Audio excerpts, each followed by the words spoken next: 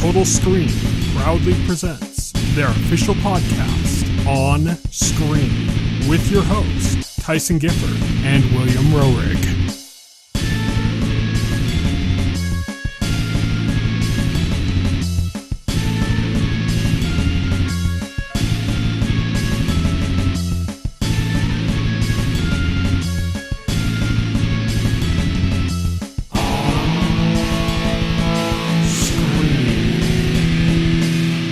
Hello, everybody, and welcome to On Screen, the official podcast of the Total Screen. My name is Tyson. My name is Will. And today we are going to be making our predictions for the Switch 2 Direct that is going to be happening next week. It's going to be actually happening the day we record our next podcast. So we're going to be fresh on it when we record that. It'll just happen that morning when we record that podcast. But we're going to make our predictions, what we think is going to be at the show, in the Direct. We have a format that we're going to go over of like what we think the price is going to be, what we think the release date's going to be, and a bunch of like games and features and other things like that. We're going to go over all of that as our main topic. We also have a double length on the Horizon section because we're not going to do On the Horizon next week. We're cutting that segment next week so we can put more of our focus on all the Nintendo goodness of the Direct once it's happened. So we're doing a double length one to kind of cover the next 2 weeks ahead instead of the next week. And we've also got an On Beat section with quite a bit of news stories to go over this week as well. Let's get started with On the Horizon, our double length On the Horizon segment.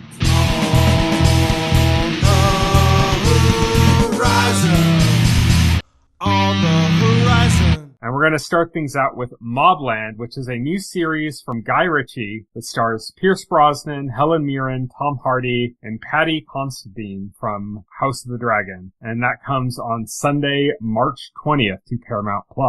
The Simpsons returns to Fox on Sunday, March 20th for its 10 millionth season. The Bondsman, which is a new series which features Kevin Bacon as a guy who has to return souls to hell for the devil. We talked about the trailer for this before. That's coming on Thursday, April 3rd to Amazon Prime. Devil May Cry, the Netflix series, is coming on Thursday, April 3rd to Netflix, of course. A Minecraft movie is releasing on Friday, April 4th in theaters. Lazarus, which is, have you heard of this? This is a new anime from the creator of Cowboy Bebop and the director of John Wick. Oh no, that sounds really cool. That's coming on Saturday, April 5th, straight to Adult Swim. It's going to be next day on Max. But if you want to watch it subtitled, you're going to have to wait another month. So I'm going to be waiting another month for that one. South of Midnight comes out on Tuesday, April 8th on PC and Xbox Series X. That's that. I've mentioned it before. It's got that weird kind of animation style where it looks a little choppy, like to make it look almost stop motion-y. And it kind of all takes place like in a swamp-like bayou or something. Yeah. But that's coming Tuesday, April 8th. Commandos Origins comes out on Wednesday, April 9th to PC, PS5, and Xbox Series X. Black Mirror returns on Thursday, April 10th on Netflix. We talked about that trailer last week, right? Yes, we did. The Gremlins, The Wild Batch, a new animated series, comes on Thursday, April 10th to Max. They did that, like, Legend of the Mogwai thing or whatever, but this is another one, I guess. Oh, yeah, okay.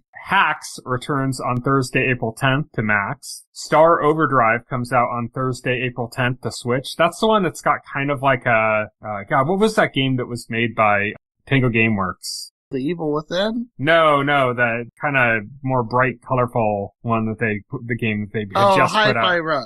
Yeah, like Star Overdrive has kind of like a Hi-Fi Rush vibe to it. It was that game that was shown at the Nintendo Direct a while ago, and it just kind of looked a little Hi-Fi Rush-y. Oh, yeah, okay. That's coming Thursday, April 10th to Switch. Your Friends and Neighbors, which is a new series that stars John Hamm, from the creator of Banshee, which is a really good series that stars Homelander. And it's about a guy who breaks into his neighbor's homes and steals. And that's coming on Friday, April 11th to Apple TV+.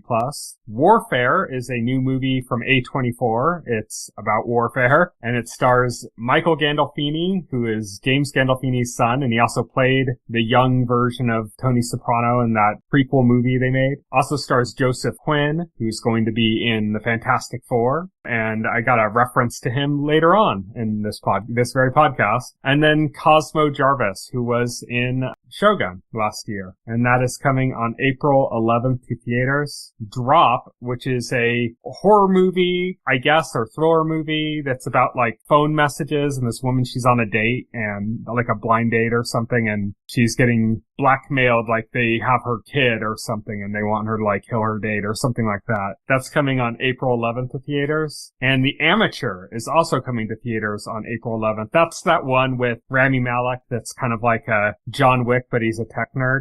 I remember that, yeah. Also stars John Barenthal. But yeah, that's coming on April 11th to theaters. And that is our extra long On the Horizon segment. And now we're going to move on to On Beat.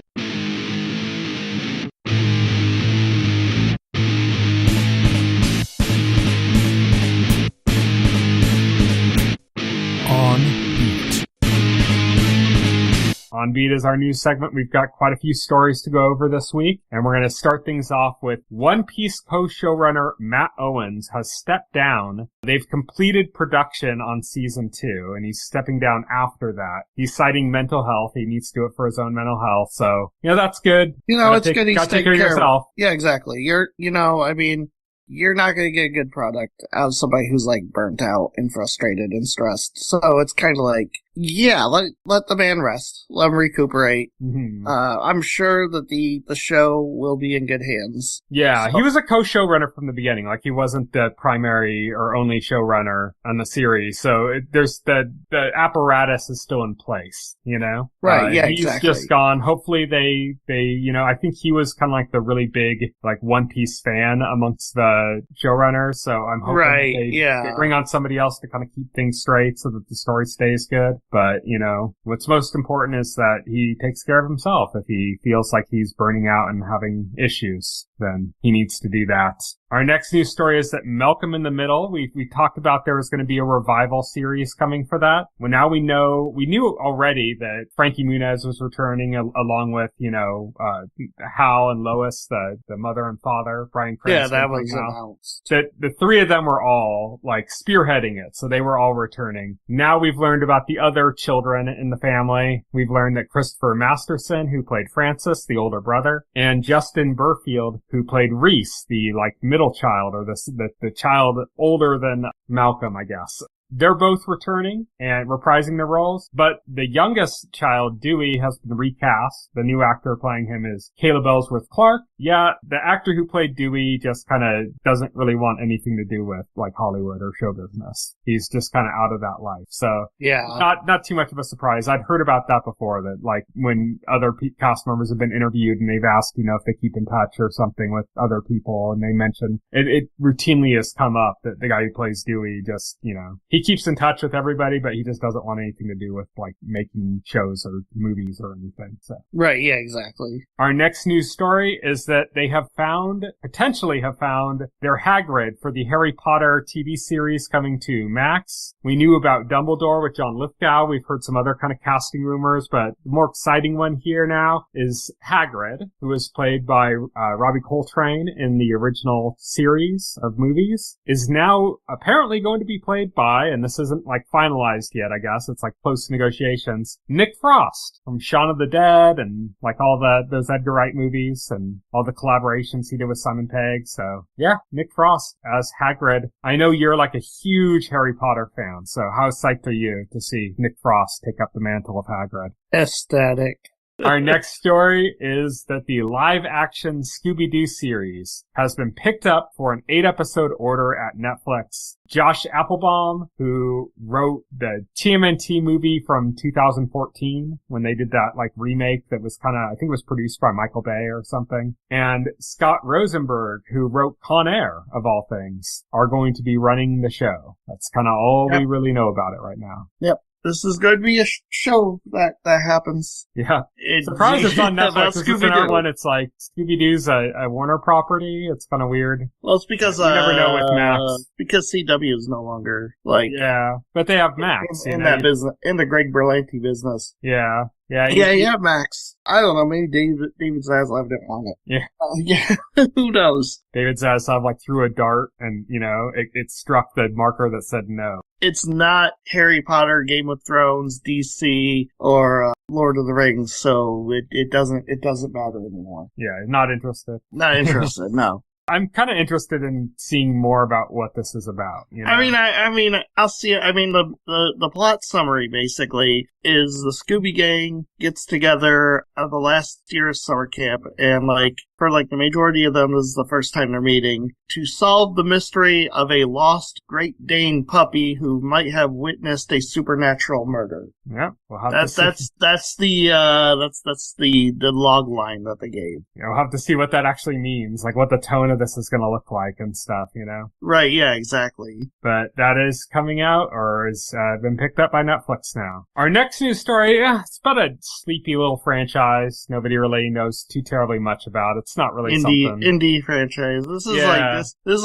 indie movie territory. Yeah. So, yeah. But we want to cover these things, We want to reach out to those art house fiends that love these movies. So Marvel has announced the cast to Avengers Doomsday. I'm just going to read off the whole cast very quickly. Well, before you go, I should note the manner in which they did it, because that's noteworthy in itself. They launched a live stream this morning that said big announcement or whatever. And it started off with a picture of a director's chair with Chris Hemsworth's name on it, and it kind of stuck there. And I think at first, everybody just assumed, we were just waiting for, Kevin Feige or Robert Downey Jr. to show up and, blast us with all this amazing information. And no, because 12 minutes later, it shifted to another chair with another actor's name on it. And it kept doing that for 5.5 hours. Which is just ridiculous. They easily could have got that done in 5.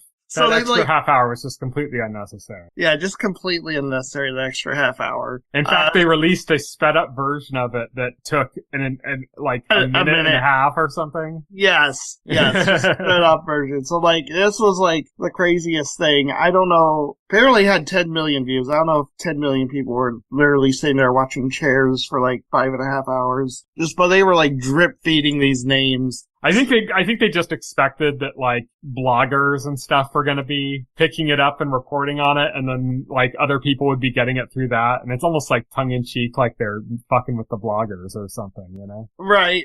Oh yeah, it was definitely a bit of trolling there with this. I'm going to go over the full cast and then we'll talk about what it means and stuff. But let me get through the full cast first. Starting Chris Hemsworth, as he mentioned, of course, returning as Thor. Vanessa Kirby's playing Sue Storm in Fantastic Four, and she's going to be in this. Anthony Mackie, who's the new Captain America. Sebastian Stan, Winter Soldier. Letitia Wright, Black Panther. Paul Rudd, Ant-Man. Wyatt Russell, U.S. Agent. Tinek Horta Mejia, who is Namor in Black Panther Wakanda Forever. Ebon Moss-Bachrach was the Thing in the new Fantastic Four movie. Simu Liu, Shang-Chi, of course. Florence Pugh, Yelena. Kelsey Grammer. This is where it starts getting interesting. Beast from the original X-Men movies. Lewis Pullman. Which I should point out, Kelsey Grammer did show up at the end of the Marvels. Yes. Lewis Pullman playing Bob in the Thunderbolts. Danny Ramirez as Falcon. Joseph Quinn as Johnny Storm in Fantastic Four. David Harbour, who played Crimson Guardian. Winston Duke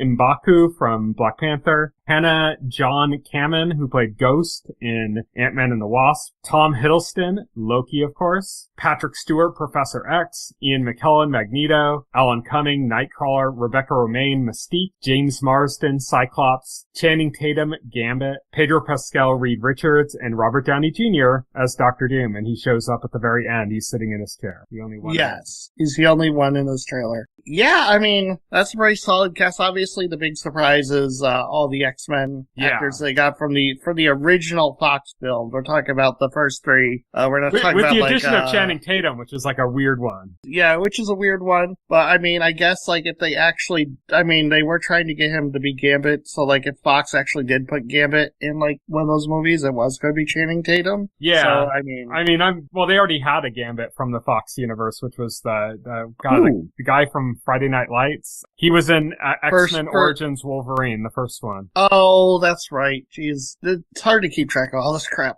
Yeah, it's funny, yeah, because, like, X-Men Origins Wolverine also, like, recast Sabretooth with Liv Schreiber, and then they brought back the original Sabretooth, Tyler Mane, in Deadpool Wolverine. That was the live-action debut of Deadpool. the one that caused the controversy. The one that got, yeah. It's funny, too, because, like, Hugh Jackman's Wolverine is not on this list.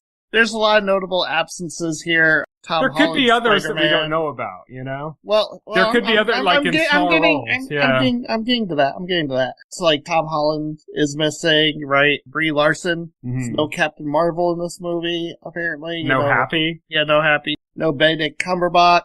No Elizabeth Olsen. No Chris Evans. No Chris Evans. No Chris Evans. A lot of big stars that, you know, like, and characters are still missing from this roster. And Hollywood Reporter is reporting that a Marvel source told them that this is not the full casting roster of the film and that more will be announced later. When that later is, we don't know. There have been some, like, recent interviews with, like, I think one of them was Elizabeth Olsen where they asked, like, if she would return or something, and she like, are you going to return Doomsday? She said, I am definitely not, which, like, immediately was like, so she definitely is. Yeah, but, like, at the same time, I'm like, you can't just assume people are always lying about these things. The second somebody makes a really hard refusal, I'm like, yeah, they're in it. There's also a thing, like, there's two movies happening, right? There's Doomsday and then there's Secret Wars. And it's kind of like, okay, not everybody's going to show up in Doomsday. Well, yeah, like Hawkeye was in Endgame, but wasn't in Infinity War. Right. So,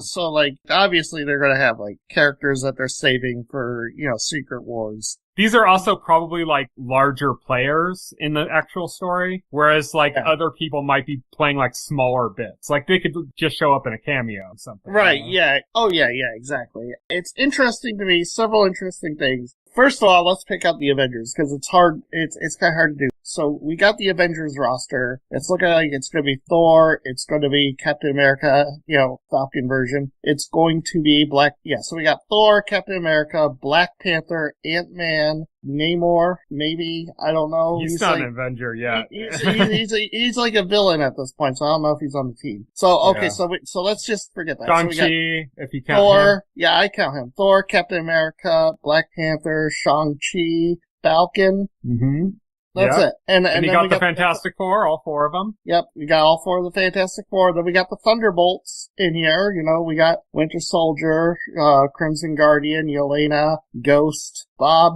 We got all of them except for Taskmaster. Yeah. Taskmaster, who does not have a lot of screen time in those trailers for Thunderbolts. Gee, I wonder what's going to happen to that character. They're telegraphing that really hard. I'm sorry. It's like, spoilers, I know, but also, like, they're making it too obvious here. Then we got Loki, of course. Like, Loki is the keeper of all time now, you know, like, so. That's one of the ones I was excited to see. Yes. Because the way Loki season 2 ended really felt like an end for that character. Like, we're never gonna see him again kind of moment, you know? And to have kind of Tom Hiddleston returning is pretty exciting. Yeah. Oh, yeah. That was a big name. Like, I was happy to see a lot of people. Another one for me was Shang-Chi. Yeah, Shang-Chi, who showed up in his own movie never again. I mean, the thing is, like the way they set up and stuff, it's like, well, we better see Simu Liu in, like, the next Avengers movie. Like, yeah. That would be, like, really sucky if you I was worried about that, so I'm really excited to see Simu Liu again. And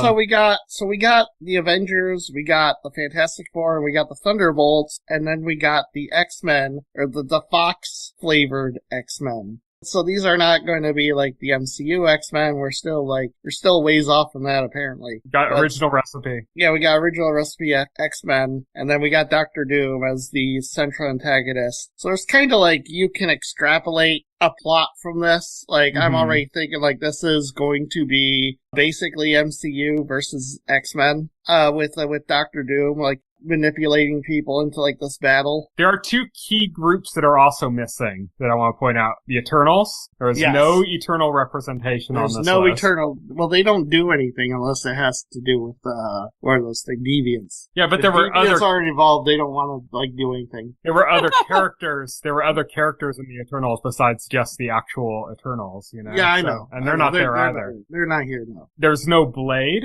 I think there was some speculation that he might show up because his movie's taken so long to put in that they might just, like, start him out in something like this. But we didn't see him in this. Who even knows if he's still attached to Blade at this point. Yeah. There was some positive news before, and now I've heard some negative news. I don't know. It's all rumors. It's a mess. Yeah. And then the other key group that we don't see any representation from that had a tease that implied he was going to be in this, one of them is Guardians. Oh, yeah, There's Guardians. no Guardians representation here. That's obvious. I mean, James Gunn's now with DC, so that's obvious. But Guardians 3 did end with a little tag saying that the legendary Star-Lord would return. Yep, no Chris Pratt in Chris Pratt shows up in this. But again, as we said at the beginning of all this, just because we got this huge cast list doesn't mean that's everybody that's in it. Some of them could show up in Secret Invasion, or not Secret Wars, I'm sorry. Hopefully they won't show up in Secret Invasion. We just missed them this whole time. Right, We watched it and we just completely glossed over. Like, Star-Lord was in this shit. We didn't even know. Yeah, like, pause it on, like, frame 50. Speaking of Secret Wars, no Samuel L. Jackson. Yeah, no Nick Fury. Yep. So far, like no Daenerys Targaryen either. I don't think we're going to be seeing her again. And I don't think we got any other characters from any of the Marvel shows. So, like, no Moon Knight? No Moon Knight, no Daredevil. Yep, none of that. No Miss Marvel. I have a feeling a lot of these characters we're talking about that aren't showing up are going to be in the movie. But we just don't know yet, you know? We don't know. This is not the full cast. We don't know. Anybody can show up. The big surprise, of course, again, is the X-Men stuff, you know? And, you know, like I said, the weird twist of Channing Tatum popping up on there. It's like, that's just an interesting little twist. Channing Tatum, like, this is like such a redemption tour for Channing Tatum because he wanted that role of Gambit. And like, Ryan Reynolds got him back for Deadpool Wolverine, which was nice, but it was still like only a cameo. It was still like, and even then, like, it was a bit. It was a callback, a reference, and a bit of a fight joke. I loved how they did the whole thing with, like, they're talking about how the moment that they got sent to the void, and he was like, I think I was born here. I think it was, And now he gets to, like, be Gambit in a movie for real. So in a fucking Avengers movie, you know? Yeah, no, in an Avengers movie, that's really cool. Yeah, this is cool, definitely cool news, but man, we're gonna have to wait until we get some more stuff to see who else is in this, and I bet you there's gonna be surprise, I mean, it's a Marvel movie, there's gonna be like surprise cameos that nobody's gonna know up until the moment they see it in theaters, you know? Oh, 100%. What's interesting, though, is this is going to be the first time the Fantastic Four and the X-Men have appeared on screen together in the same movie. Despite Fox owning the film rights to both franchises for ages, Fox never did a crossover. Mm-hmm. That's just what you call incompetence. They could have leveraged one property to help another, you know, but they didn't. But they never did. Yeah. And like I said, Simu Liu's a standout for me too. I'm happy that he's gonna be in this again, because it was just looking like we were never gonna see him again. Oh yeah. It was kind of looking like, man, it's taking them forever to do a Shang-Chi too. Yeah. Like, they didn't take this long. You're not even just gonna have him pop up in something else, you know? Like, come on. And they didn't take this long to get, like, Thor's second movie, or Captain America's second movie, or Iron Man's second movie. Yeah, definitely. Yeah. And it's crazy just because Shang-Chi is probably the best movie of Phase 4. Yes. Yeah, it was. It's not like it was just a random, like, we're not talking about, like, why isn't Icarus in this or something, you know? Like, we're not, you know, it's Shang-Chi was the headline, the main character, the titular character of the best movie of Phase 4. You know, you'd kind of want it in there. And so it's exciting to see him show up in there. I imagine some other characters from that franchise might pop up as well. So yeah, that is the Marvel announcement of the Doomsday cast. And that's going to be something I'm sure we're going to talk about more as more information comes out. But our last news story before we go into our main topic is that a Nintendo Direct, no, not that Nintendo Direct, another Nintendo Direct has been announced. This one is coming on March 27th. That's tomorrow for when we record this. By the time you listen to this, it will have already happened. But we're recording this on March 26th. And it's going to be on the 27th with a focus on Switch 1 games. They said no Switch 2 stuff in this Direct. There could still kind of be some backhanded Switch 2 stuff, I think, because they've done that before where they've made a comment about like, oh, it's not going to have any of this. And then there kind of was still. It just wasn't like anything really specific to that. I'll get to that later. But We got a Switch 1 Direct surprise announced just a week before, less than a week before, 6 days before. Yeah, 6 days before. This is interesting because nobody was expecting them to do, like, a Direct this close to another Direct. There were such heavy rumors, like, last month that there was going to be, like, a big Direct and stuff, like a February Direct. Nothing came from it, and now we got one literally 6 days before the Switch 2 Direct that everyone's waiting for. Yes. And I think it's possible that this was scheduled for last month, but the way things are, maybe one or the other announcements just wasn't ready to go, and they had to hold off. I should note that notable leaker Nate the Hate is the one that kind of said this was going to be happening on Thursday a couple of days ago before it was announced. And everyone was like, oh, okay. And he's pretty notable as a leaker, so people took him really seriously on it. And we're like, okay, so this probably is going to happen. A lot of people, I saw a lot of people were like, okay, no, you're bullshitting now. Like, we caught you. It's like, okay, you're bullshitting, not this close to the Switch 2 Direct or not. There is precedence for that, though. Obvious. Nintendo has done, I remember one time they did, I think, 3 Directs in 1 week. It was weird. Like, they shadow dropped, like, they did one where it just dropped. Then they did, like, another one that they announced, like, the day before. And it was still, like, a small one. And then everyone's like, well, I guess we're not going to see anything from Nintendo for a while. And then, like, 2 days later, they announced, like, the full Direct that came. Like, it was, like, crazy. Like, the one guarantee about Nintendo is that they'll do shit that you don't expect. And that's what happened here. And I think it's interesting to point out that when it was first kind of leaked, when Nate the Hate said that this was coming, I was like, okay, you know what this probably is? Nintendo probably has some contracts that they were going to promote some games. And they just didn't really have a good opportunity to do it. Maybe they were going to do a Direct before and it fell through the cracks, like it didn't come together. And so they're like, okay, yeah, we're not going to do that. And then they put all their focus on Switch 2. And that was coming up. And I'm like, so basically they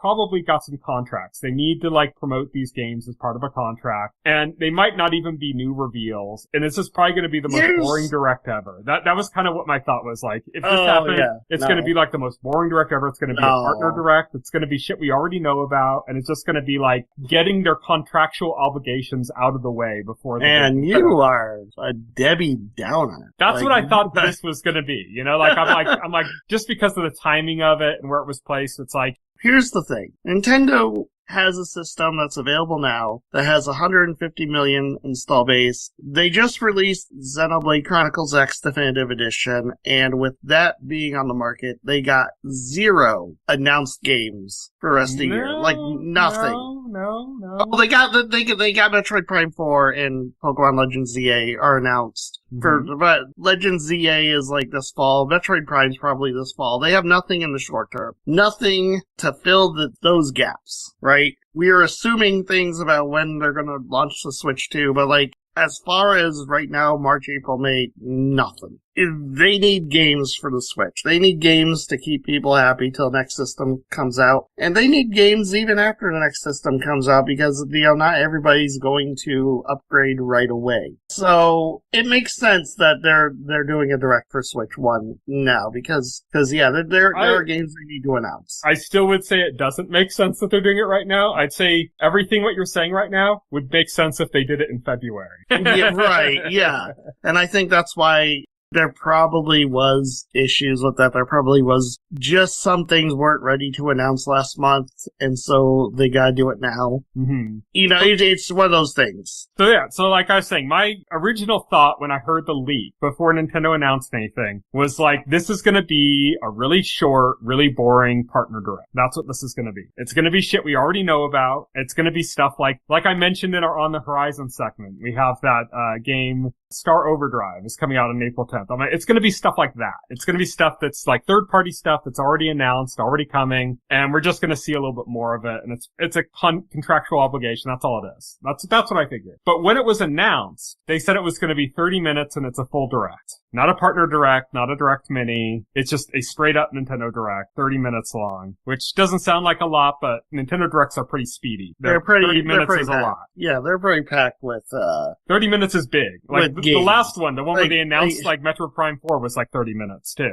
They don't linger on any particular announcements for too long in these, So you have 30 minutes on Nintendo Direct. That's like, okay, this is a full Nintendo Direct. This is like a real, legit Nintendo Direct. Yeah, this is a Nintendo Nintendo Direct. This isn't a partner Direct. This isn't an Indie World Direct. This isn't like a specific game Direct. Mm-hmm. You know, this isn't a Direct Mini. They said Nintendo Direct. This isn't Indie World, you know. This is, the only reason people aren't more hyped out of their minds is because we know the Switch 2 is coming. This is the twilight of the Switch. If it wasn't, people would be losing their minds over this a lot more. The term I'm seeing a lot is last hurrah of the Switch, you know? Which I don't think it's really the last hurrah. So I think Switch is going to continue to get games for like several years. It'll get games, but it's the last hurrah. It's not going to get like Switch is the focus. Right, you know? It's not going to get like the next big Zelda game. It's not going to get the next Mario game. But I mean, it's going to get stuff. This will be, let's put it this way, this will be the last Direct that's Switch only. Yes. Yeah, that's only Switch games. And you know what? I'm still excited. I mean, I'm not like the type of person. I think people get irrationally upset about these things when like a new system comes out. And I kind of get it, but it's like people like, oh, why isn't this on the new system? Well, because it's not. Just, you know, I don't know. I'm only like that with certain games. There's certain games where it's like, okay, this doesn't make sense. It's like the end of the life. You really need this system or to highlight this game or something. But there is a lot of stuff that like, it just doesn't matter. I mean, I remember feeling that myself back in the day, like way back in the day. After I got Super Nintendo, like a brand new Super Nintendo, and I was looking forward to a Mega Man game for Super Nintendo. And I read Nintendo Power and it says Mega Man 6 announced for the NES, and my first thought was, why isn't this on Super Nintendo? Yeah, I can give you another one. The Samus Returns remake. Yeah. On 3DS. It's like, why isn't this coming to Switch? Right. Yeah, exactly. But I mean, it's fine. I'm sure like we're gonna see games tomorrow that are gonna make us say, why isn't this on Switch too? That's brings me back to what I had brought up before about the idea of Nintendo said that there aren't going to be any Switch 2 announcements here. But I think what might happen, and this because this has happened before where Nintendo says there won't be any of this, and then there actually kind of is, but not like fully, is I think there might be some reference to the way backwards compatibility is going to work. I don't think they're going to do that. Because there was an asterisk on the Switch reveal where they announced its support, and then they said at a later date we will reveal more details about the way the backwards compatibility works. And then they like went on and announced a Direct for the Switch 2 that was going to like basically unveil everything. But the way they phrased it like made it sound like two separate things. So I just thought initially when that came out, like, oh, they're just gonna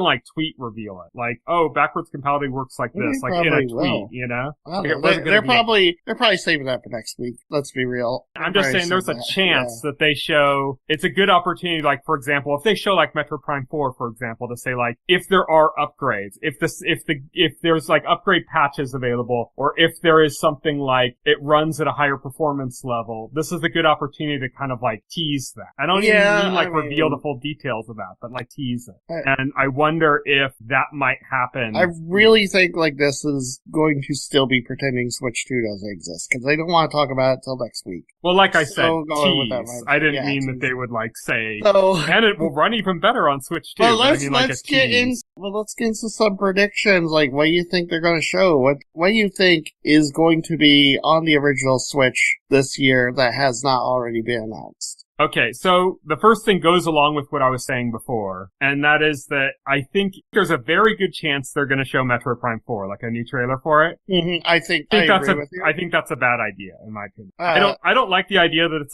on Switch at all. I think this should have been a Switch.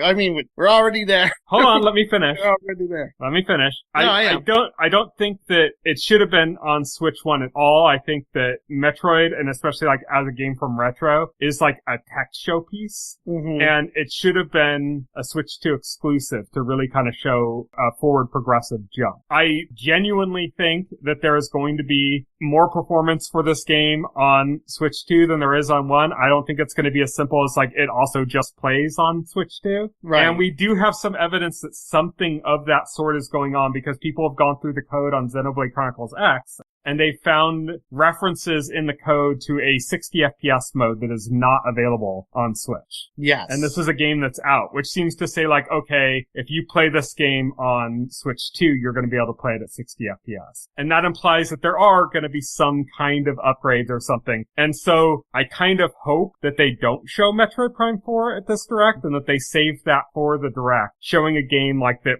how it runs on Switch 2 and kind of put the focus there. And like, it would still be on Switch, but I mean, I felt that I don't think it should be on Switch 1 at all anyways. I think it's a kind of a disservice. Yeah. I actually want to kind of save this discussion for our Switch 2 prediction section. Yeah, so there'll be more of that there as far as like the actual Switch 2. Yeah. So all things like, so I'm just saying, like, my first prediction, and this is less a prediction and more of a hope, is that Metroid Prime 4 is not there. That's fair. I'm going to say it will be there, because I think we're going to get, if not a solid release date, then like a release window. I don't think we're getting Metroid Prime 4 till the fall season. I just don't see it being ready for like the first half of the year, as even the second half of the year. It's a big game. It's been in development for a long time, but like, it's still going to need more time before it comes out. So I disagree on that, but we'll get to that later. So I think we're going to get some new information, maybe a new trailer for Metroid Prime 4 here. I think we're going to finally get the new Fire Emblem that's been rumored to be coming out. That's been rumored to be done. That's actually a good one, because Nintendo does that. They'll like finish games and just sit on them for a while. Yes. And that's a good one. Like, Fire Emblem makes a lot of sense that we would get that. And that's a total example of one that like, well, why is it on Switch 2? Because it was developed for Switch 1. And it's been done. The people that were working on it have completely moved on to other projects. And it's just been sitting there waiting. Another example of that that's like heavily been rumored for a while. And I think mostly rumored just because it would be so easy, is the 2 Zelda remakes, the HD remasters of Wind Waker and Twilight Princess. Everybody's been expecting those games to drop on the original Switch for ages because they already did all the legwork on Wii U, And it kind of just didn't make sense that they just kind of went to their grave there. It really doesn't make sense for them to hold off for Switch 2. It doesn't really need the extra performance or anything. No, it doesn't. People just want HD versions of those games, not on the Wii U. Like, so that's all people want. I think one or both of those is likely. Yeah, I think so. Might even be like a double pack with like both games in one SKU. Knowing Nintendo, they might drip feed it. do one like later in the year or something. They might be like, oh, Wind Waker is launching this month, surprise, and then and Twilight Princess HD in October. Yeah, or just not even announce Twilight Princess, and that comes at some other later event, Right. Oh yeah. In a similar way. It's like almost like a near shadow drop. I think people would be annoyed if they announced one and not the other. I think that would like really annoy people. Yeah, but that's also very Nintendo. Yes. You talked about Metroid Prime 4. What about Metroid Prime 2 and 3? There are a lot of speculation that they could release those as a double pack. Yeah, that's or again, they could drip feed them, do one like as a shadow drop 2, and then put 3 out at some later date, There was a rumor that they were working on remasters of Metroid Prime 2 and 3. They're not supposed to be like as involved as the Metroid Prime 1 remake was on Switch. Yeah, the one wasn't even really a remaster. That was a remake, basically. Yes. And 2 and 3 would just basically be like HD remasters, like just cleaned up a little bit. Not like texture changes and geometry changes and shit like they did with the first one. Yeah, I mean, that's a possibility. There was also the rumored Kirby Planet Robobot remake that they could announce. That's been pretty heavily rumored. I think Nathan Haight was also talking about that one, and like I said, he's got some inside cred, including this very direct we're talking about. Yeah, he was right on this direct, and give him credit, because that was a call most people would not make if they were bullshitting. Let's talk about Jeff Grubb. Yes. Yeah, Jeff Grubb said on his podcast that there was going to be a game announcement that people were going to talk about that's not necessarily related to Nintendo. Okay, hold on. Do you know some clown music? Can you do that circus tune? Silk song.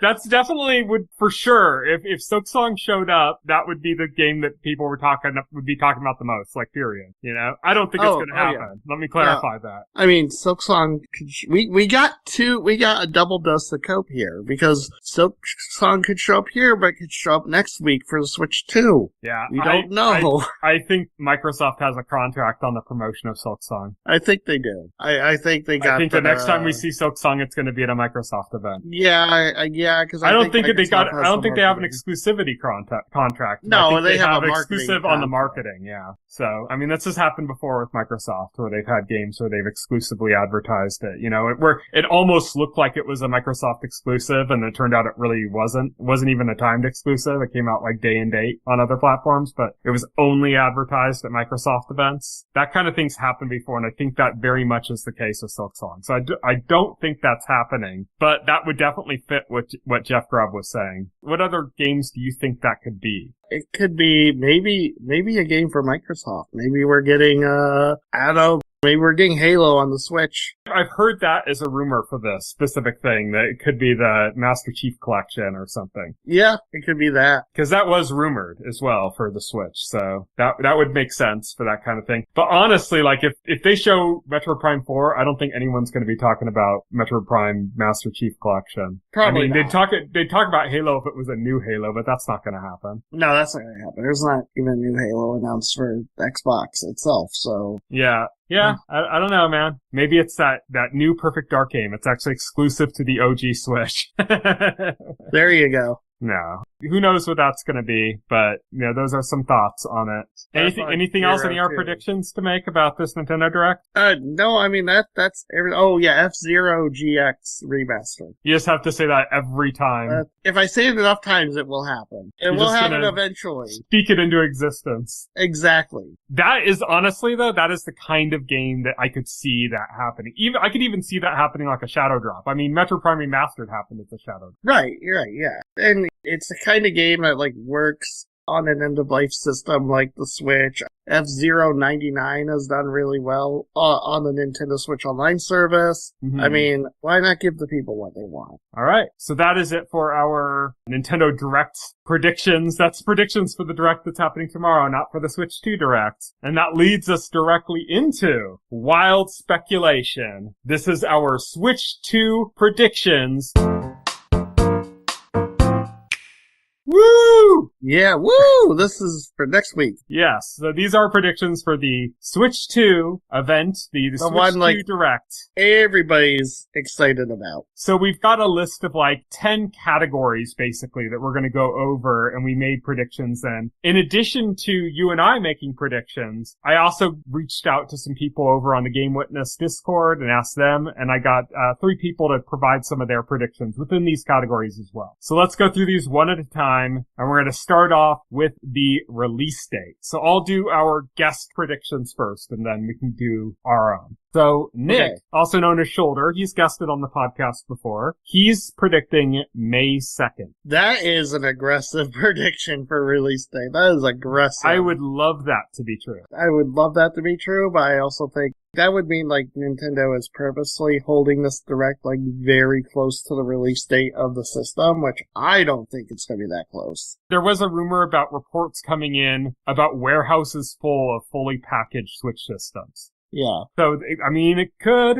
Who knows? That would be exciting to me. I don't believe that. That would make it exactly 1 month after the Direct itself. Yes. Yes. Which I don't think there's going to be like that quick of a turnaround time. Yeah. That's an interesting prediction off the bat. What else we got? Squid over on the Game Witness forums also predicted June for the release date. That's all he put, just June. I think that's kind of a given. I think that's what most people are expecting. I think that's reasonable. Yeah. I think June is reasonable. June or July seems the most reasonable to me. I don't think this is going into, the third or fourth quarter of the year. I think this is pretty much ready to go. I think Nintendo wants to get out when they can. Do you want me to give my prediction first, or you want to give yours? You give yours. I think it's going to be June 6th. I think it's going to be the first Friday of June. Friday tends to be Nintendo's release day. That's when their directs are almost always on either Wednesdays or Thursdays, and their releases are almost always on Fridays. So I think June 6th. I think it might even happen in May, but my May prediction would be like very late May, like the last Friday of May. And I just lean more towards June is when I think it's going to happen. Not that I wouldn't want it to happen in May. I want it to happen as soon as possible. Well, I don't have like a very like specific date in June in mind. I think it was like June, but when I saw you said June 6th, I thought, well, I gotta be different.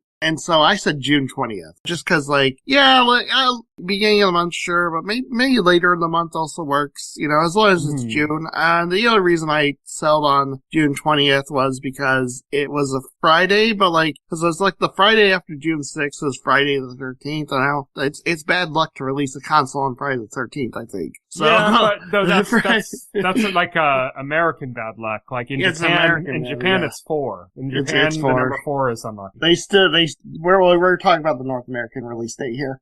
Well, it's going to be worldwide. Yeah, global. But Nintendo of America might not be comfortable with that. So, again, Nintendo is a global company with global, so like, but anyway, that's just my silly reasoning. Mm-hmm. So I was just like, it's just silly. The only thing I'm hard sure on is like June. Mm-hmm. So next up we have the MSRP. For those who don't know, that means like the retail price of the system. Starting off with Nick, he says $399.99 US. Yeah. Squid says $400. He pretty much means $399.99. That's how everything's priced, That's just the way we do it here. That's the way we roll in the US, Yeah, we roll. We pretend taking a penny off the price is like meaningful. Yeah. Shit, have you seen the way we do our gas prices in the US? Right, yeah. We don't even finish off with a cent. Yeah. We put a fraction after that for some reason.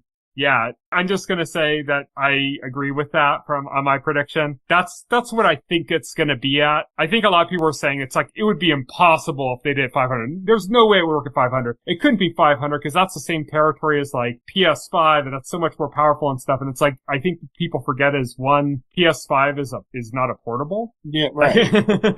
Like, yeah, of course it's not gonna be as powerful as the PS5, but that doesn't mean it necessarily will be cheaper because portables have more shit in them that it's not cost going money, to be. Yeah, I get that. It could be 500. I don't think it's going to be because I think Nintendo is price sensitive about. I think the only way it would be 500 is with a pack-in, and by pack-in I mean like a significant pack-in, like Mario Kart. Right? Yeah. Nintendo has always been price sensitive. Nintendo generally they want to hit a mass market price point where people are comfortable like buying the system and not like feeling like they have to save up for it.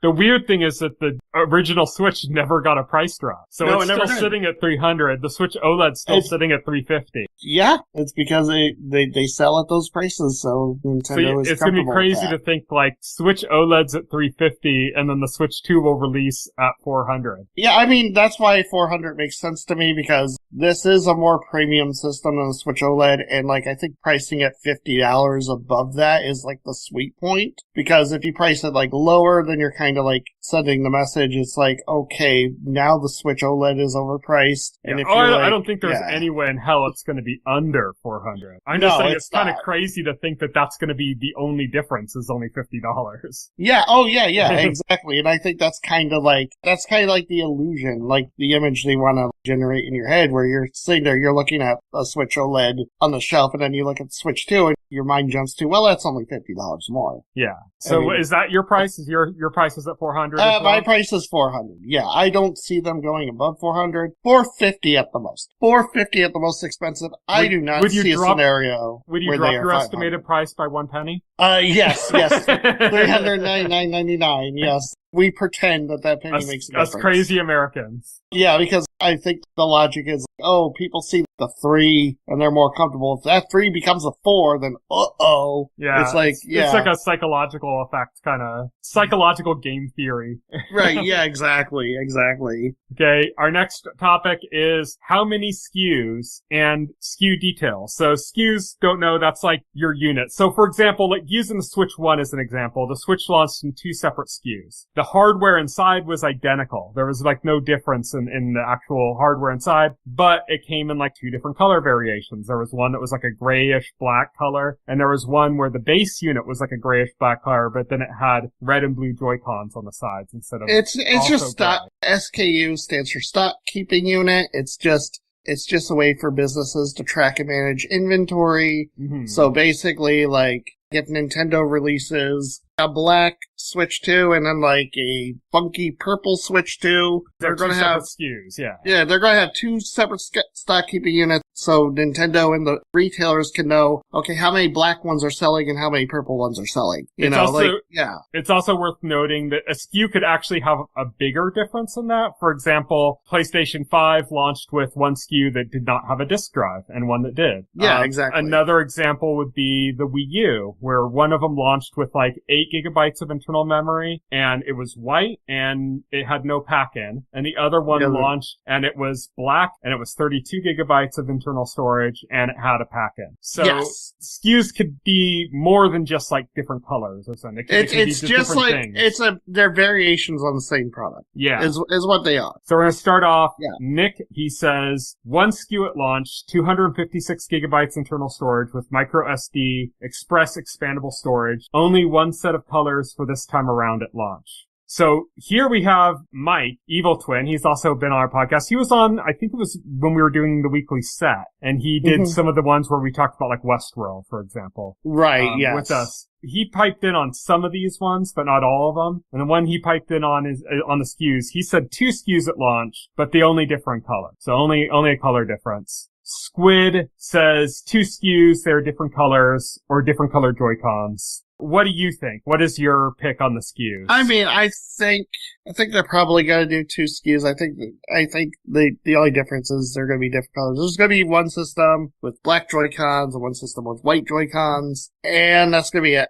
I don't see like a huge variation there. Yeah. I mean, I don't think there's going to be any SKU that has a pack-in game, to be honest. I don't think they're doing a pack-in game. If they do 500, I think there's going to be a pack-in, but I don't think that's going to happen. I think it's going to be 400. I don't think that's going to happen. Yeah. No pack-in. I think it's going to be, I also think it's going to be 2. I think it's going to be, one's going to be white and the other's going to be black. And I think they're both going to have the orange and blue accents that we saw in the black one. So it's like the accents are going to be identical. Like, you know, the little colored ring around the analog stick and the little like side profile things when you take the Joy-Cons off. Those are both going to be like blue and red, whether it's a black one or a white one. That's what I think it's going to be. As far as like, cause Nick added in the detail of like how much storage there's going to be and how it's going to be expandable. I do think the micro SD Express thing, that's been heavily rumored. I think that's likely true. And 256 to 512 sounds good to me for internal storage, like what I'd expect. I don't think they can do 32 again. So, next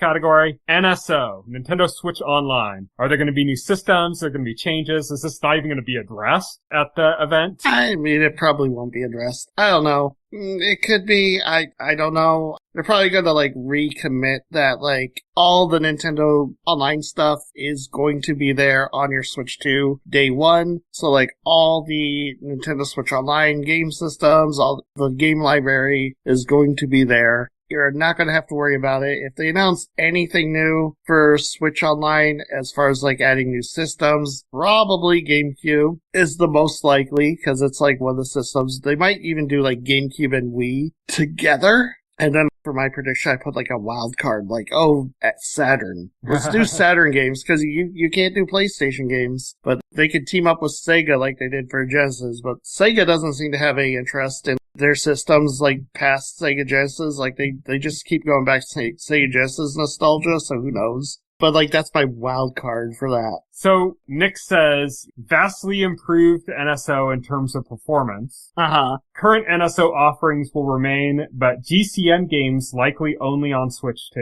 Yeah, you might have to get a Switch 2 to get a new system. That's a good point. Also a chance for Wii titles down the line, which may work well with the mouse con. Meaning using the Joy-Con on its side as a mouse, as was teased in the trailer. I think, like, Joy-Cons also have, like, the IR sensors in them, so, like, it should be, like, too big of a deal. Then they had Squid said, new systems changes? Not yet. Maybe GameCube Wii later. And I say, I think there's going to be GameCube and Dreamcast support. Oh, I would love Dreamcast. I think the way it's going to work, and I've predicted this kind of before, is like, this is kind of how you could do the GameCube or Dreamcast or any of like the bigger systems. Because here's the thing, when you get the like SNES NSO app on your Switch, that's a single file that contains every game that's in that app. Yeah, you're downloading every game at once. That is not going to make sense for GameCube. The games are too big. So, I think what they're going to do, and this is like a bit of a long shot, is I think it's going to use game streaming and then downloads as an option. Yeah, so I can see that. You could just jump into the game immediately and start streaming the game, like stream play it, or you could like set it to download on the app, but like they won't all be like ready to go, except through game streaming, like right from the app, right from the beginning. You'll have to either download it or you'll have to stream it to play them. And I think that's how it'll work. And I think, like I said, GameCube and Dreamcast. I think that that's like a good double whammy, I think. Saturn kind of might make more sense because we don't have Saturn yet, but we do have Genesis, so why not follow it with the next sequential one? But I think Dreamcast is like a good pairing with GameCube. Oh, I agree. Two of my favorite systems for Gen, so like, yeah.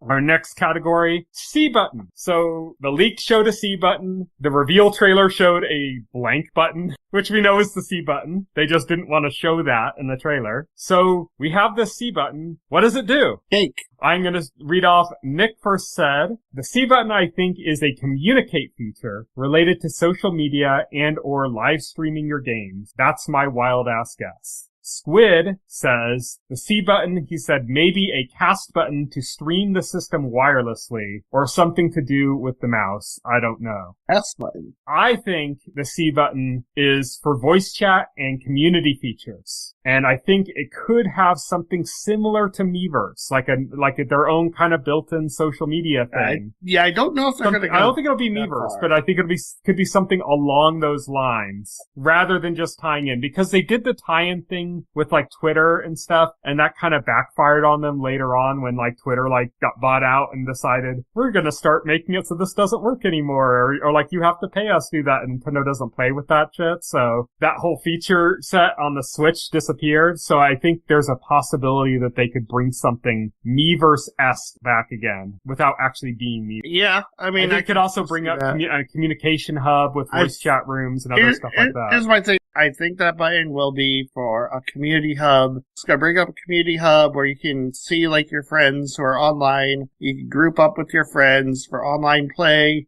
You can easily connect. I think it's just based on the game you're playing. You just press the C button and it just shows you, okay, it shows you your friends list, and it just makes it more convenient to get online games going. I think that's what it'll be. And you can probably like voice chat with your friends while the hub is open and everything. I think that's what that's for. Yeah, I mean, I'm saying kind of the same thing. I'm just adding in that, like, you know, social media aspect. Yeah, which I don't think they're going to go that far. Which is like where we differ on this. Kind of a shame. Miiverse was actually really kind of cool. Miiverse was cool, but it was kind of clear like Nintendo, I guess like Nintendo just didn't have the stomach for like running a full social... Moderating it, you mean? Yeah. Moderating it, yeah. Yeah. I don't know if they would do something again where you post drawings and stuff. Like, it might just be like you can post screenshots or something, or like quick gameplay snippets where you you're not able to alter things, you know? And then post those along with comments. And that would allow them to do a little bit more easy moderation, because they could just kind of skim through with like an AI more easily, rather than actually having to like moderate all these individual drawings, you know? Right. Oh yeah, definitely. Okay, our next category story is other new functionality. So we know about the C buttons, but what else is coming? What other features are going to be on it? Nick says, besides C button and MouseCon, I'm hoping gyro is vastly improved over Switch 1 and feels more in tune of what IR aiming was on the Wii. And we have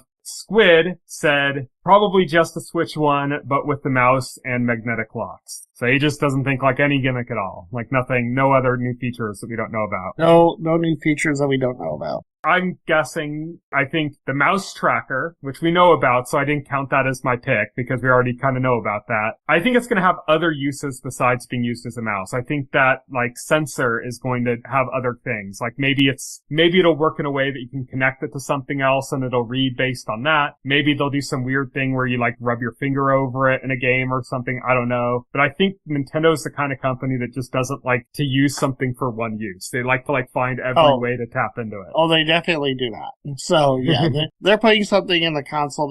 It's not for like a one-use deal. I think there's going to be something else. I think we'll probably see something like that. I also think there's going to be new haptic features, similar to like what the PS5 does with its force feedback and stuff. I think there's going to be some stuff going on there. I also believe there's the rumor about the Hall Effect joysticks. I believe that's true. And of course, and this is just obvious based on who's making the chip, that it's going to have both ray tracing and DLSS. But I think Nintendo's going to use it for some new ideas. I think Nintendo's going to be one of the first companies to use ray tracing in a way that's actually more interesting than just like a cool graphical effect. Like they might actually use it for puzzles or like gameplay. Right. I think the new features are going to be, it's going to support DLSS for upscaling technology, and it's going to be the mouse. The mouse is the big new feature of this system. It's going to be like, Nintendo is going to wow you with the mouse. You will say wow.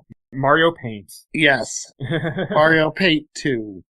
We have, the next thing is cross-platform and backwards compatibility details. Okay, so Nick, he chimes in, Switch 1 backwards compatibility is a lock, and I think games will have options to be patched for Switch 2 performance and fidelity enhancements. Cross-gen will be a thing for 1 to 2 years. Okay, I'm going to say I agree with all that except for cross-gen. Cross-gen won't be a thing, but like, it will have full or as close to full as possible backwards compatibility. It's going to be very minuscule. Like no Labo. Yeah, no Labo. Labo is not going to work. Anything that like uses an accessory that does not fit with the new Joy-Cons is just Ring Fit Adventures probably out for that reason. Yeah, unless they just make like a new ring that the new Joy-Con fits into, you know? Yeah, exactly. They could do the same thing with Labo, I guess. They could make like new cardboard. But like pretty much every game that you care about, anybody cares about, is going to run, and then games are going to be patched. I don't think the whole library is going to be patched to run, but like select games, like I think like every first party Nintendo game coming this year, game by game basis. So like if a third party wants to do it, they can do it, but they're not. They can do it. Yeah, they're not required to, but if they want to do it, they can. Nintendo's probably going to do it on like all their big hitters. You know, like Breath of the Wild, Tears of the Kingdom, probably getting patched. Every game that comes out this year is probably going to be patched right out the box. Mike piped in on this one. He said, backwards compatibility enhancements are more limited, no huge gains, cross-gen for Prime 4 and indies like Silksong, but the cord is cut for the next 3D Mario and Kart. Yeah. So there's going to be games that, you know, are going to cross-gen. He's saying Prime 4 and Silksong will be cross-gen. They'll have a Switch version, a Switch 2 version, but the next 3D Mario and the next Mario Kart it's just Switch 2. Like, cord's cut off there. Yeah. Oh, yeah. Hilariously, like, I saw, like, IGN doing predictions, and they were, like, suggesting Mario Kart was going to be cross-gen, and I'm thinking, are you insane? Like, oh, yeah, they want that 150. No, they want Mario Kart to sell new systems. Squid said Switch 1 games will basically all run on Switch 2, with maybe a few exceptions, RIP Ring Fit. There could be patches for visual updates, but I doubt a lot of games would use them. There will still be Switch 1 and Switch 2 carts. Also, games will absolutely still come to both because the install base for one is so huge, as long as it can reasonably run it. So not most AAA titles, but a lot of the low-spec requirement stuff. I think that's fair. I think even like several years in, you might see some games that... I think you're going to get like more cross-gen stuff, more from third parties, I think, where they can do it. Mm-hmm. Not so much from Nintendo. I think Nintendo is going to be fully focused on getting people buying Switch 2s. But yeah, like that sounds reasonable. I'm saying backwards compatibility with upgrades through selective patches, meaning not all games have the upgrades, but games can have them if they want them. And I highlight Metroid Prime 4, Witcher 3, I think is one, because Witcher 3 is one of those ones where like that game got a patch, I think a year ago that like added a bunch of new features to it. And the game was like almost 10 years old at that point. I think that's a prime candidate for like a third party game. And Witcher 3 had a lot of like texture, recompressions and things like it doesn't look that great on Switch. It runs well, but it doesn't look that great. And it's one of like that's a game I could totally see them going it's one of those miracle ports that's like you're impressed like, oh, they got this working on Switch, but it's not a game I would want to play on Switch. Like actually play.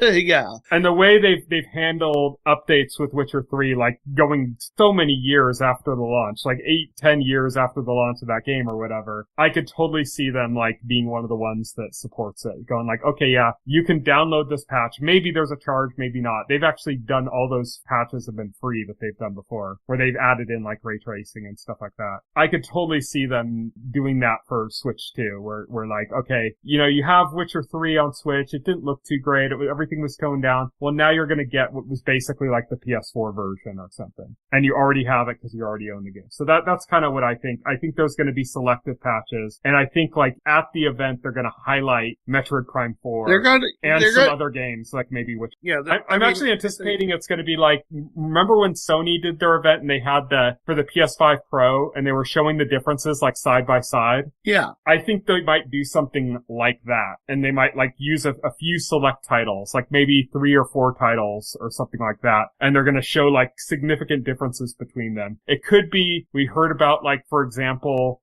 Breath of the Wild HD being shown behind closed doors, or not HD, but Breath of the Wild 4K being shown behind closed doors. I could see maybe that's the case of that, where it's like I think it's very likely Breath of the Wild was probably the first game they like patched to test the performance on the new system. So like that, I think that's a lock. Yeah, and I think that this is why I don't want Metroid Prime 4 to be a tomorrow show.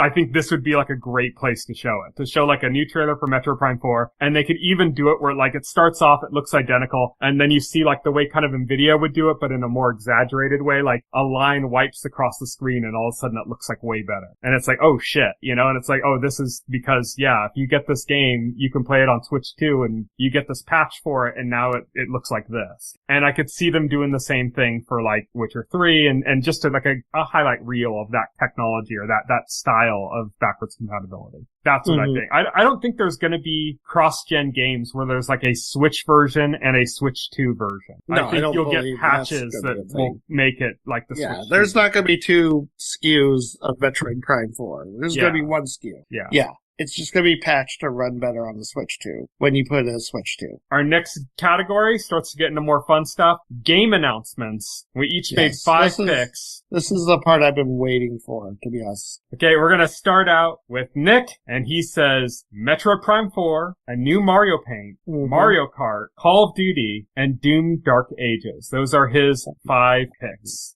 These are launch games or just like games that are coming? We'll do launch games next. These are just games that are going to be at the event. Yeah, I mean, that's a solid list. I disagree, obviously, with Metroid Prime 4, but like, other than that, it's a pretty solid list.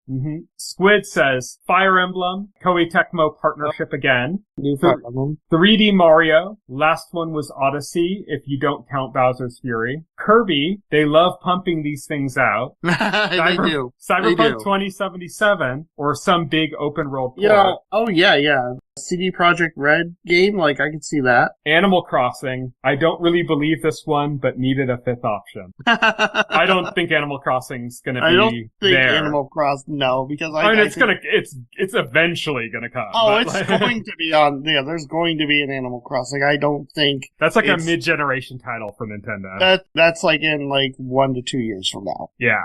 You want me to go first or you to go first on your game prediction? You go first. Okay, so here's my game announcement announcement predictions. These aren't launch games. They're just games that are going to be showing at the thing, in my opinion. I'm going to start off with a banger that everybody, I think, would be really excited for. This would be like the talk of the town for a little bit. I mean, so much of the show would be the talk of the town, so I don't know how long it would last in that. But Chrono Trigger HD 2D. I would die. If that actually got announced, I don't. I'd hear a squeal all the way in California from yeah.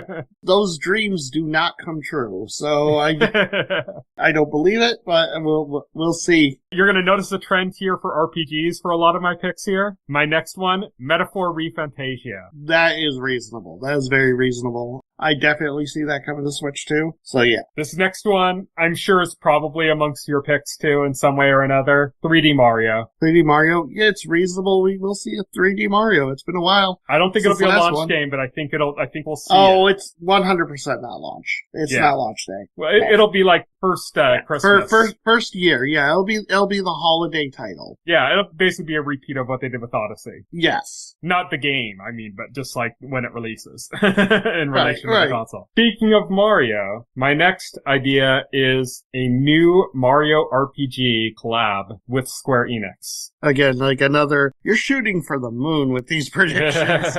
Yeah. But I think we got a Super Mario RPG remake. It did well. And I think there's a good chance. This is my Shin Megami Tensei 5 pick. And by that I mean, if you remember when they did the Switch reveal event. Yes. They showed the Shin Megami Tensei 5 thing. It was purely a tease. Like there was no gameplay footage in that. It was just a tease of like, this game is gonna come, you know? I think that's what we would get. I think this game might be in the works, and I think that if it is, it's too early to actually show something real. So I think instead it's just gonna be a tease. To say, this game is being made, and it's being made with Square Enix, you know? And that's gonna be the, like, cool little moment of that. And then my last pick is Monolith Soft's next game, not a Xenoblade Chronicles game.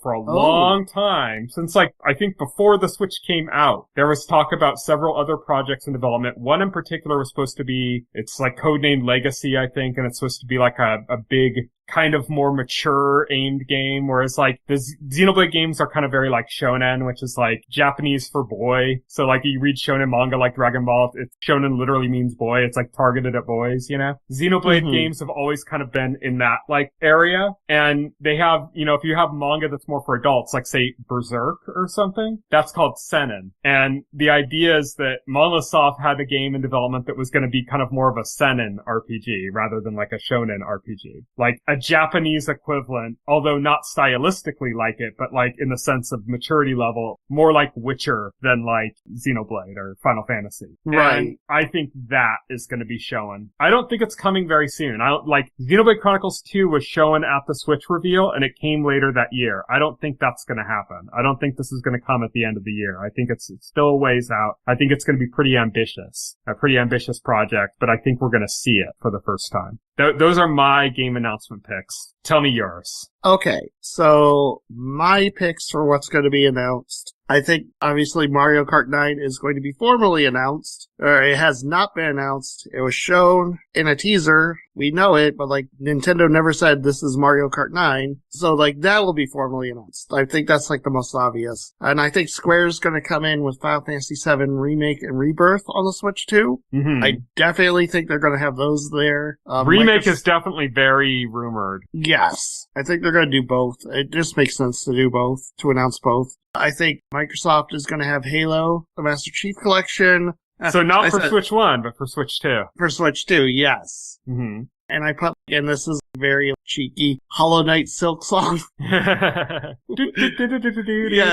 Yes, exactly. And then I have a wild card. I think this is where we're going to see the first ever trailer for Dragon Quest 12. That would be cool. Yes. Dragon Quest, they tend to do their own events. If this was just a Nintendo Direct, that's why I said I would not anticipate it. Right. Well, I'm just saying, like, I wouldn't anticipate it if this was just a Nintendo Direct, but this is a system reveal Nintendo Direct. Yes. So yeah, I could totally see that happening. Yeah, that would be cool. That would definitely be cool. Yes, that would be cool. Yeah, definitely. Sticking with games now, we're moving on to launch games. That's why I didn't mention certain ones that seem obvious. These are games that we're predicting are going to be. I don't care if there's over between announced and launched. I just wanted to get more picks in there. So we're picking 3 here. Only 3 this time for the launch games. Starting off with Nick, and he predicts Metro Prime 4, Mario Paint, and Mario Kart. A double Mario whammy. Yeah, I mean, all fair picks. And again, I like how he's thinking about, Nintendo wants something that's going to use the mouse. Mm-hmm. I like how he's thinking like that way. Yeah. Squid says there won't be 3 major titles at launch. Switch 1 had 2 of them, and one was 1-2 Switch. Well, I didn't say these were Nintendo. This is me speaking now. I didn't see these were all Nintendo-made games, you know? And Nintendo did have 3. They had Breath of the Wild, they had 1-2 Switch, and they had Snipper Clips. Yeah. Snipper Clips was online only, digital only. Yeah. But they also had third-party games at launch. Yeah, there was also, third-party games. There was, the Super Bomberman R and, Fast. There was a Street Fighter, too. That came in May. Was it? I thought there was one at launch. Nope. Okay. He said Switch 2 is launching with Mario Kart and a handful of distractions. If not Mario Kart, then something else that's a big unit pusher. But we've seen footage of Switch 2 Mario Kart, so that's what I'm guessing. It's not going to be Metro Prime 4 because that's more niche. It's not going to be Pokemon because it's not very impressive.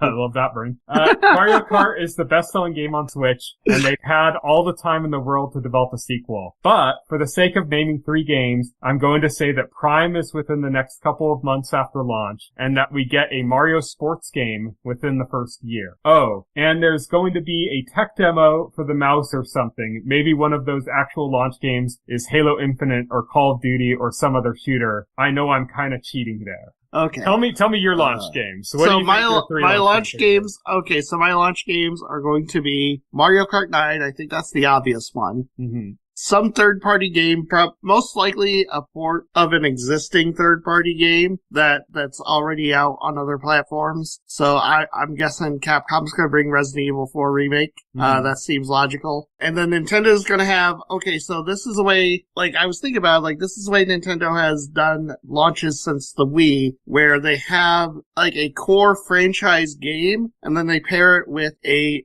casual game that's designed to show off the capabilities of the new system. So with the Wii, you had Twilight Princess, then you had Wii Sports, Wii U, you had New Super Mario Bros. U, and then you had Nintendo Land. Switch, you had Breath of the Wild, and then you had 1-2 Switch. 1-2 Switch was designed to show off the Joy-Cons. And so with this, I think we're getting Mario Kart 9, and then we're getting a casual first-party mini-game fest that's all about the mouse functionality of the Joy-Con and all the things you can do with the Joy-Con mouse. That could very well be how we get a Mario Paint type game, you know? Yes. That could be part of that, or the whole of that. It could be part of it, or the whole of it, or something. It's going to be something centered around the mouse that's packaged to be the casual game. It's going to happen. People are going to roll their eyes and they're going to groan when it's announced, but it's this is how Nintendo rolls. Hey, Nintendo Land was really fun and unique. I really enjoyed Nintendo. Yeah, I enjoyed Wii Sports is amazing, specifically because I was able to play that game with a lot of family that would never otherwise play video games. And so it was really a cool experience to get on a couch with my brother and, his young kids and his wife and my sister and, my mom who does play other games, by the way, but all the other ones, they don't play games at all. My nephews do now, but they didn't really back then. And sit down and play bowling and golf with them and stuff. It's an amazing experience, it wasn't the kind of experience that I would expect. If I was just my solo gamer self, I'd be Wii Sports, pshaw, what's the big deal or something. Right. But it's the idea that you could play it with people that aren't gamers, and that was revolutionary in my mind, not just for the tech and how well it sold and how it reached the market and stuff, but just how surprising that was for me to have that experience of playing games with people that I normally would never play games with. Oh, absolutely. Yeah. So, yeah, my 3 games are Mario Kart 9, Mm-hmm. Metroid Prime 4. Those are my Nintendo ones. And I think that I've been preaching this pairing for a long time. I think that the ideal pairing, not what Nintendo always does, but the ideal pairing of games for Nintendo is something that's like a major multiplayer game and something that's a major single player game. And there are games that are both, but whenever a game is both, they tend to be more one than the other. And I think it works best if you have something that's very single player and something that's very multiplayer. And so Mario Kart 9 is your like very multiplayer focused game, and Metroid Prime 4 is your very single player. Mario Kart 9 is like everybody plays it, it'll sell the system forever, and Metroid Prime 4, it shows what the system can do. It's your impressive experience as you play it in your dark room. I mean, that's why I disagree with you about it being a ways out. All right, no, I mean, I would love that if that happened, because like I was kind of thinking about it, like even when I was writing I was like, writing my predictions, I was like thinking, yeah, that's nice, but man, if that's it, like I'm gonna miss like having a deep, immersive, single player experience like I got with the original Switch with Breath of the Wild, like at launch, or like even when I got my Nintendo 64 and I got Mario 64 and I could just spend hours going through that game. Like Mario Kart is cool. I like Mario Kart. It's fine. It's not like a game like I'm gonna get like super lost into. It's a different kind of game. Yeah, it's a different kind of game. Yeah.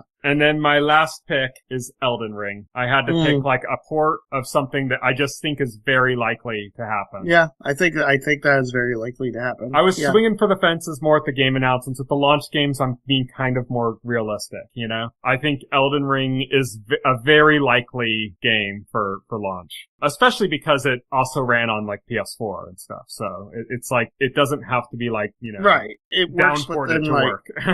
Right, yeah, it'll work within the confines of like the Switch 2 specs. Yeah, so, it's not going to be an impossible port on the system. This is like something very easily capable. Our last category is our wild long shot prediction. Just one. I'm going to start off with Nick's. Nick's pick is Zelda Ocarina of Time Remake is the final announcement. The one more thing. That would be insane. Imagine like how much people would pop off at that. That would be a big deal. I don't think that's not really what Nintendo's done. Like whenever they've done like a quote remake of like a Zelda game, it's just been like, the closest we've had to like an actual remake was like Link's Awakening. They did the Ocarina of Time remake. That was a port remake. That was like a remaster style remake. That was like the original game, and then they updated some of the geometry and texture. Same thing with like Wind Waker HD, but it wasn't like a new game. You know what I mean? Right. No. Yeah. It wasn't like a remake. The only time, the closest they've gone to that, and it isn't even fully in that direction, was like the Link's Awakening. Well, they did like all the Mario games as remakes on the SNES. Yeah, I'm talking about Zelda. Like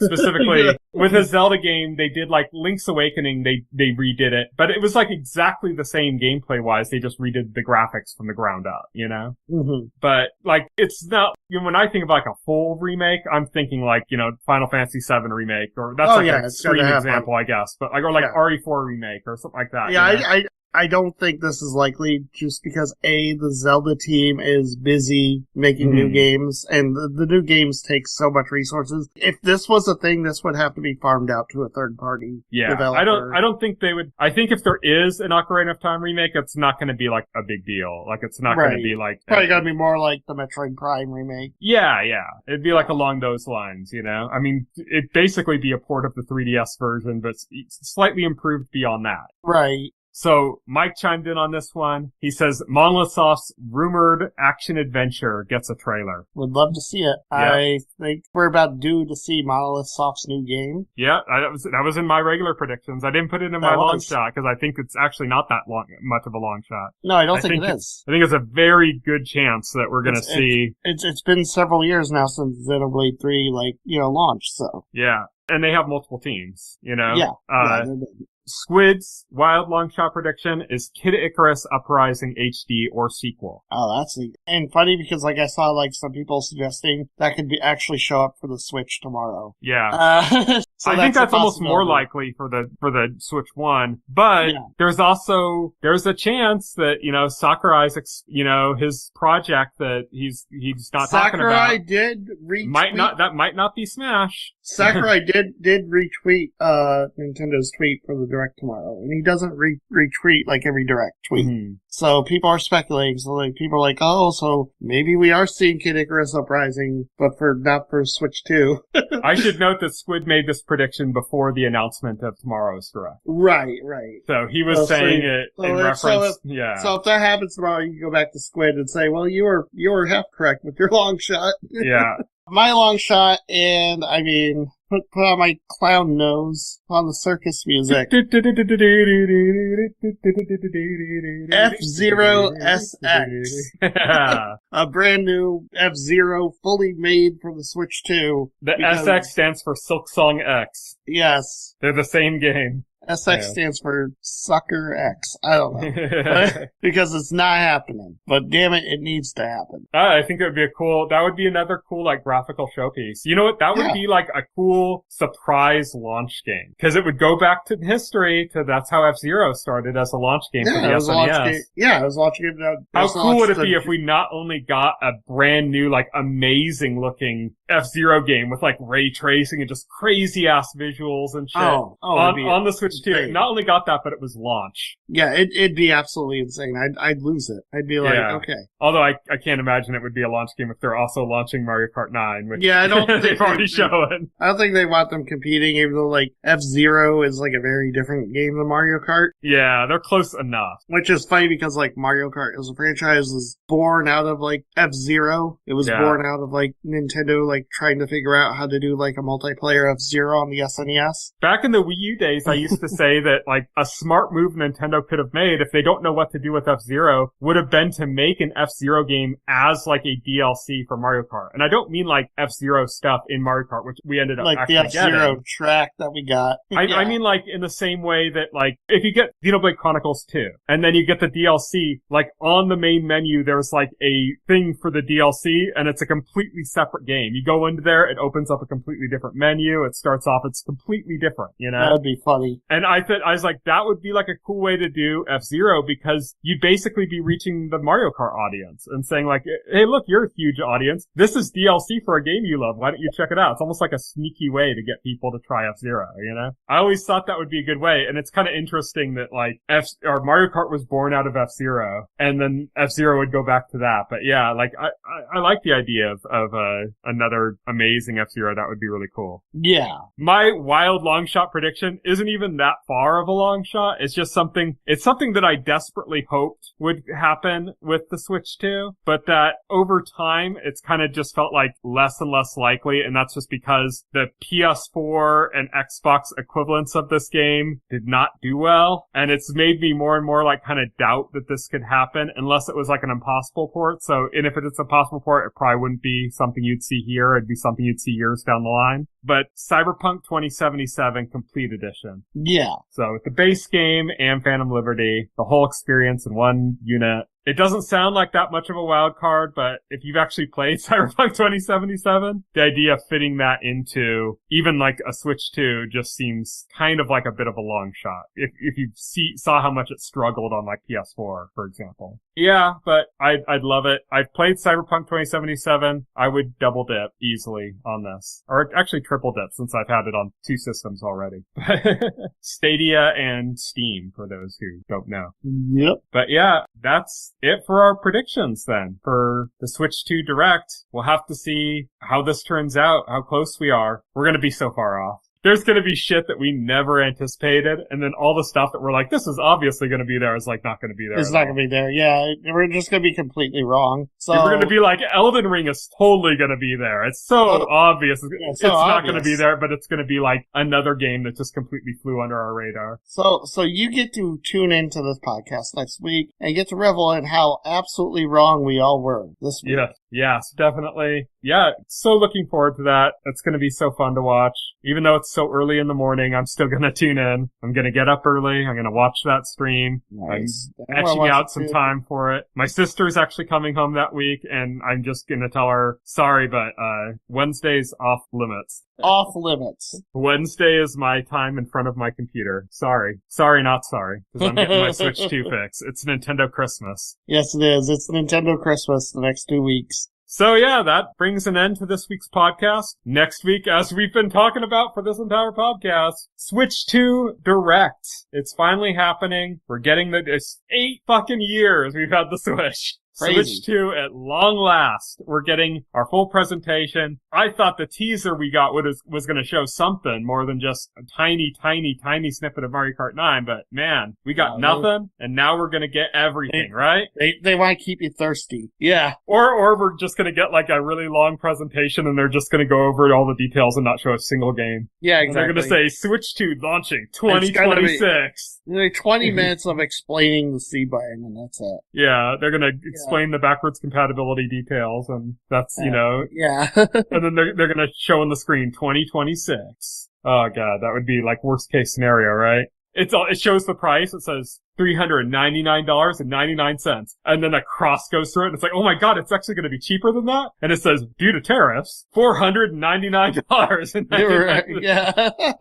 Oh man. But yeah, Switch 2 Direct is what we're going to be talking about next week. As I already mentioned, we did a double on the horizon this week because we just want to get that out of the way. We don't want to talk about that next week. We want to get in on Switch 2 goodness. We have a news segment almost every week, unless it's huge news. We are not going to even touch that because we're going to pretty much do nothing but the Switch Direct unless like just something utterly massive drops besides that. That would be the only case in which we talk about anything other than just Switch 2 next week. But that is it for this week's podcast. Thank you everybody for listening. You can follow me on Twitter and Blue Sky. I'm at Tyson Gifford. You can follow Will on both of those platforms. He is at Voxel Hero. You can check out our website, thetotalscreen.com. You can go to our YouTube page, our SoundCloud page, our RSS feed. All of those are available by going to our website, thetotalscreen.com, opening up a container story for any of our podcast episodes, scrolling down to the bottom paragraph, and you'll see like all those links right there. Those old classic blue links encoded into the paragraph. You'll see them shining out like stars in the distant night sky for me to get poetic with it.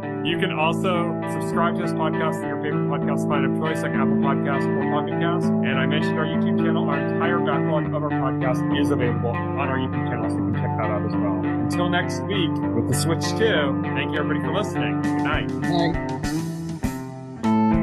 Thank you for listening to the OnScreen podcast, the official podcast of The Total Screen. Visit our website at thetotalscreen.com. This podcast can be found on any major podcast client, including Pocket Cast and Apple Podcast.